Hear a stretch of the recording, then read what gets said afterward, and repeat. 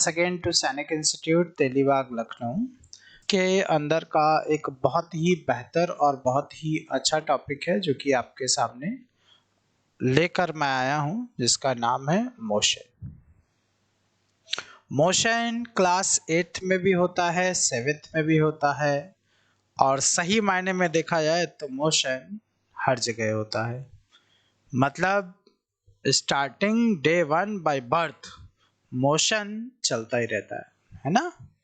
Till the end of life आपका motion चलता है। मोशन हिंदी में तो पता नहीं, बट इंग्लिश में मोशन है।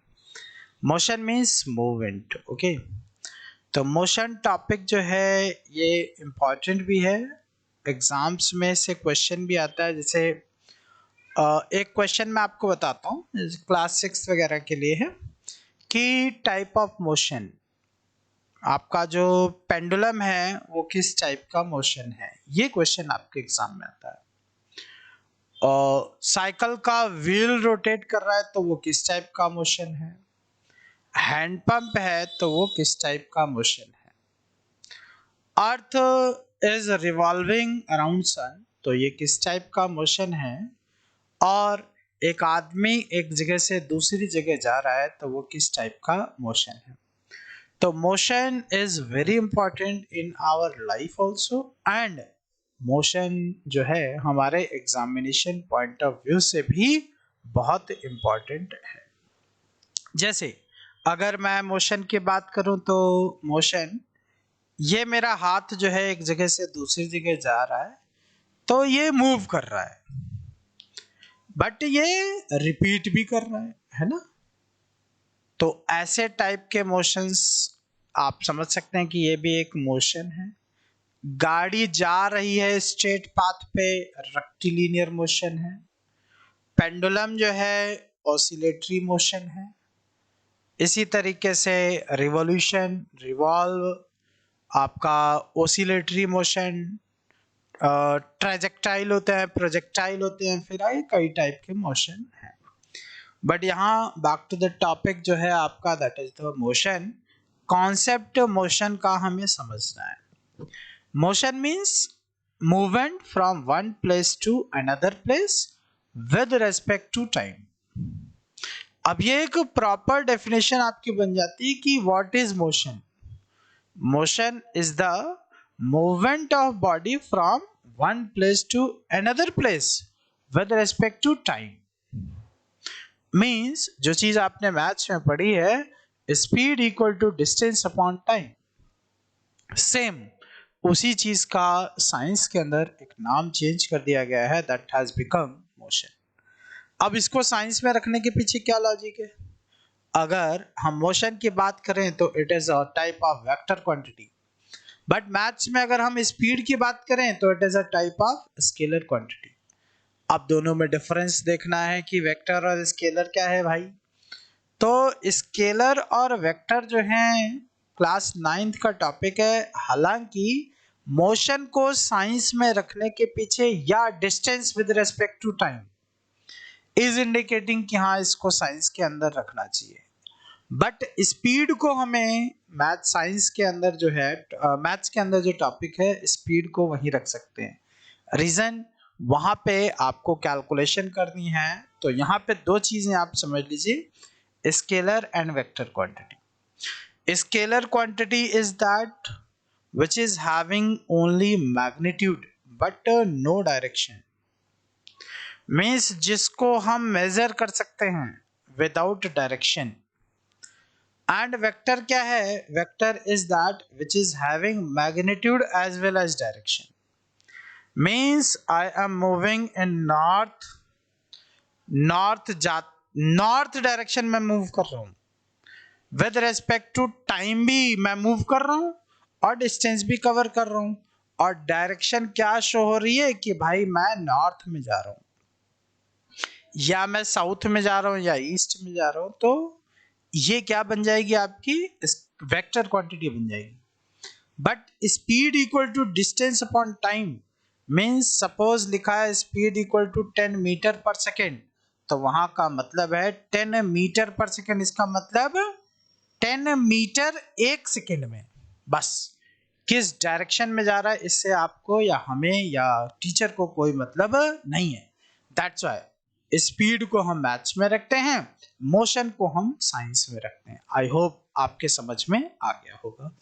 बच्चों देखिए, पढ़ने के लिए तो सभी पढ़ते हैं, लिखते हैं, समझते हैं, है ना, बट एक टेक्निकल और इजी लैंग्वेज में समझने के लिए आपको वीडियो पूरा देखना चाहिए। काफ़ी लंबा वीडियो है और काफ़ी अच्छा भी है ना। तो जिन भी बच्चों को मोशन चैप्टर में डाउट है they can see, and examination point of view से भी बहुत इम्पॉर्टेंट है, ठीक है। तो ये मोशन जो है, मोशन के 3 लॉज हैं न्यूटन्स, जैसे हमेशा ही एग्जाम में आता है कि ग्रेविटी वाज डिस्कवर्ड बाय, या गैलीलियो ने क्या डिस्कवर किया, न्यूटन ने कौन कौन सी डेफिनेशन दी। भाई आपने एक बॉल को मार दिया तो फिर बॉल में क्या है, इम्पल्स क्या होता है, मोमेंटम क्या होता है। अगर हम किसी बेडशीट को एक डंडे से मारते हैं, स्टिक से मारते हैं, तो जो डस्ट पार्टिकल है that came out because of which law. ऐसे क्वेश्चन आपके एग्जाम में आते हैं। जैसे अगर आपने एक जो ट्री होता है, ट्री की बार्क्स वगैरह को अगर आपने शेक किया तो उसकी पत्तियां नीचे गिर जाती हैं, तो क्यों गिर जाती हैं। ये सारे के सारे क्वेश्चंस इस चैप्टर में हम लोग डिस्कस करने वाले हैं। That's why motion is a very important chapter. और वैसे अगर आप और ज़्यादा डीप स्टडी करेंगे तो मोशन के अंदर 3 लॉज हैं और 3 फॉर्मूले भी हैं मोशन के अंदर, क्योंकि हमें तो याद है हमारी मैडम बहुत मारा करती थी। 9th का टॉपिक है ये, है ना, मोशन। Let's start. तो सबसे पहले तो आप सबको ये पता ही होगा कि हाँ मोशन है, मैंने बता भी दिया है मोशन, है ना। Motion is the movement from one place to another place, है ना। जैसे ये 10 मीटर है, इस 10 मीटर को आपने 2 सेकेंड्स में कवर किया, है ना। ये अगर डिस्टेंस बन जाएगा, speed equal to distance upon time, 10/2 means 5 metre per second. Till this it is the speed, okay. But जैसे ही मैंने इसका डायरेक्शन बता दिया, it is moving in north direction, body is moving in north or south direction, then it will become what? It will become motion. Why motion? Because it is moving in north direction, okay। तो maths का ये topic नहीं है, science का topic है, इसलिए हम speed का दूसरा नाम कह सकते हैं कि हाँ मोशन है, okay. Motion basically means movement of a body from one place to another place with respect to time. WRT भी आप लिख सकते हैं विद रेस्पेक्ट टू टाइम को। WRT वैसे ऐसे लिखा जाता है, WRT शॉर्टकट है with respect to time, okay. आगे इसमें कुछ दिया भी है, उस चीज को भी हम लोग पढ़ लेते हैं। वैसे तो हम लोग समझ चुके हैं कि मोशन क्या होता है। What is the motion? A change of position of an object over time. Over time इस लैंग्वेज में नहीं कहा सकता है, हमेशा आप कहेंगे विद रेस्पेक्ट टू टाइम। अगर जैसे कुछ बच्चे होते हैं स्कूल में, होते ही हैं, सबके स्कूल में होते हैं, एक नॉर्मल 3 इडियट्स जरूर देखी होगी आपने, कि हाँ उसके अंदर वो एक्सप्लेन करता है कि भाई इजी लैंग्वेज में वो टीचर को समझ में नहीं आता है, बट अच्छी खासी इंग्लिश में बोल देता है, तो टीचर कहता है यस व्हाट। तो अगर आपको अपने आप को प्रेजेंट करना है तो you need to write with respect to time, नहीं तो जनरल लैंग्वेज में it is okay, okay. Means हमें समझने से मतलब है ना कि इस चीज को कि हाँ कैसे आपने लिखा है, हमें चीज को समझना है बस, ओके डन। नेक्स्ट लिखा है how do you know something has moved, you use an reference point. Yes, this is the phenomena. आपने एक नाम सुना होगा E equal to MC square. E equal to MC square किसने दिया है ये आप बता सकते हैं? यस, अगर आपको पता है तो E equal to MC square किसने दिया है बताइए? Albert Einstein. E equal to MC square ये बहुत ही महत्वपूर्ण फॉर्मूला है और इसी के जरिए यह कहा जा सकता है this will be used in future time travel, okay. E equal to MC square. But इससे भी खतरनाक जानकारियां हैं हमारे पास में। उत्तर प्रदेश के ही एक लड़के ने इस फॉर्मूले को चैलेंज कर दिया था कि ये भैया गलत है, ये जो इन्होंने बताया है दैट इज रॉन्ग। कोइंसिडेंटली उस लड़के की डेथ हो जाती है। You can search on internet also, आपको मिल जाएगा दैट टू विच पर्सन और who had proved Einstein theory of, इसको एक नाम होता है आइंस्टीन थ्योरी, यहाँ पे लिखा है ना समथिंग हैज मूव्ड, कंपैरिजन या कंपैरेटिव। ओके, तो एक ये वर्ड होता है कंपैरिजन का भी साइंस के अंदर। आगे देखिए, stationary not moving, stationary means the object which is not moving which is fix.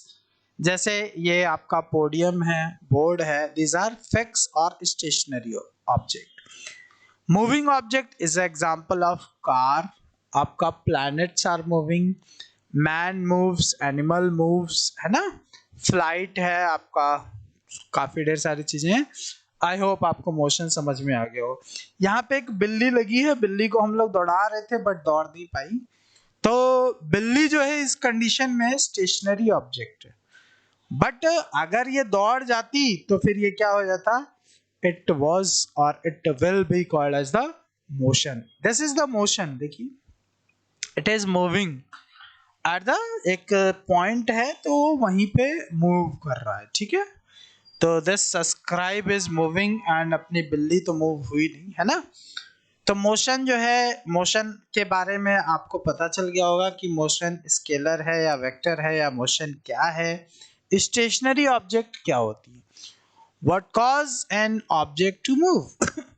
Move करने के लिए किसी भी ऑब्जेक्ट पे दो टाइप से हम फोर्स लगा सकते हैं, बट बेसिकली फोर्सेस के तीन टाइप होते हैं। फोर्सेस और भी कई टाइप की हो सकती हैं, मस्कुलर या बहुत मैकेनिकल, ढेर सारी टाइप की हैं। बट यहाँ पे किसी भी एक स्टेशनरी या रुकी हुई ऑब्जेक्ट को मूव करने के दो तरीके हैं। एक तो आप उसके ऊपर से फोर्स लगाइए, एक उसके अंदर से भी फोर्स लग सकती है, ठीक है। और दोनों जो फोर्स लगेगी उसकी वजह से रिजल्टेंट आएगा and that resultant will give you a body to move, ठीक है। Balance force and unbalanced force. Balance force अगर लगेगी तो फिर आपकी वो ऑब्जेक्ट मूव नहीं करेगी। अनबैलेंस्ड फोर्स लगेगी देन एंड ओनली देन वो चीज मूव करेगी। एग्जाम्पल, एक वॉल पे आप हाथ रखिए और उसको पुश करने की कोशिश करिए, तो जितना आपका हाथ का प्रेशर होगा उतना ही प्रेशर वॉल भी आपको दे रही है। दैट्स व्हाई वॉल जो है मूव नहीं करेगी। तो this is the example of balanced force. Now unbalanced force, ये देखिए ये लो, ठीक है, मारते ये मूव कर जाएगा, that is the unbalanced force. Class के अंदर आप लोग धक्का मुक्की करते हैं, that is because of the unbalanced force. तो unbalanced force and balance force दो टाइप की फोर्सेस होती हैं, और अनबैलेंस्ड फोर्स की वजह से आपको एक रिजल्ट देखने को मिलता है जिसको रिजल्ट नहीं कहते हैं साइंस के लैंग्वेज में, it is called as the resultant. Okay, तो बैलेंस फोर्स एक एग्जांपल और मैं आपको देता हूं कि फोर्स जो है, आपने वो टग टग वॉर देखा होगा, टग वॉर देखा है, किस किस ने देखा है भाई। टग वॉर होता है ना, तो उसमें रस्सा कसी, हिंदी में रस्सा कसी। तो रस्से को चार लोग इधर से पकड़ते हैं, चार इधर से पकड़ते हैं और खींचते हैं, है ना। तो उसके अंदर क्या होता है कि अगर दोनों के फोर्सेस बराबर हैं तो वो फिर हिलेंगे नहीं। बट मान लो इस तरफ वाले 5 आदमी हो जाए, इधर 4 हो जाए, इधर वो सब छोड़ो, इधर मान लो फीमेल्स हो जाए, मेल्स हो जाए, तो ये लो, है ना। तो this is the example of what, unbalanced force. And balance force, जब वो बीच में स्टेबल थे, that was the balance force. आप लोगों ने एक स्टोरी जरूर सुनी होगी कि हाँ, एक एग है, एग के ऊपर आप एक एलिफेंट को स्टैंड कर सकते हैं। That is again possible, not impossible, it is possible because of the balance force. तो आई होप अब आपको समझ में आ गया होगा। यू कैन ट्राई, आपके क्लासरूम में चौक जरूर होता होगा, चौक को ऐसे ऐसे हाथ में रखिएगा and you put like this, और उसके बाद में उसको इस तरीके से प्रेस करने की कोशिश करिएगा, it will never break if the force are balance. In that case that chalk जो है आपकी ब्रेक नहीं होगी, but it is very easy to break like this. Okay, so again this is the example of balanced force and this is the example of unbalanced force. Unbalanced force, why? Because नीचे से force लगाएंगे तो ऊपर से टूट जाएगी, that is the unbalanced force. Okay, I hope आपके समझ में आया होगा। तो what cause an object to move? Object can move only because of the force. अगर फोर्स ना हो तो ऑब्जेक्ट मूव आपकी नहीं करेगी। अब आप कहेंगे सर कार में कौन सी फोर्स हम लगाते हैं? तो उसके अंदर जो हम फ्यूल करते हैं, फ्यूल में पेट्रोल या डीजल जो भी डालते हैं सॉरी जो फ्यूल हम डालते हैं उसकी वजह से बर्न्ड गैसेस होती है। बर्न्ड गैसेस जो हैं उसके अंदर जो पिस्टन होता है उसको चलाती हैं, उसकी वजह से रैक एंड पिनियन होता है अंदर, उसकी वजह से फिर रोटर आता है, रोटर की वजह से रेक्टिलिनियर मोशन होता है, रेक्टिलिनियर मोशन की वजह से आपकी गाड़ी जो है मूव करती है। तो फिर ये हो गया। आप कहोगे फैन सर, फैन में कोई फोर्स नहीं, नो, फैन में फोर्स लग रही है, electrical force is applying on that. Okay, तो ये है आपका किसी भी चीज को मूव करने के पीछे का logic. That means only and only in the condition when the force is applied on an object, then and only then motion is created. Now motion जो है आपका create होगा because of only force. अगर balanced force है तो फिर कोई भी object जो है आपकी move नहीं करेगी। I hope it is understood to all the students.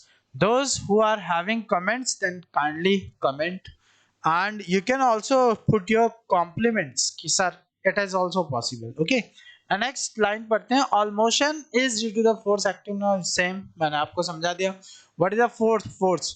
अच्छा, वेरी नाइस। यहाँ पे जो है फोर्स, जैसे एक होता है force, what is force? Exam में या स्कूल में हमेशा आता है, अपने कंपटीशन में नहीं आता है।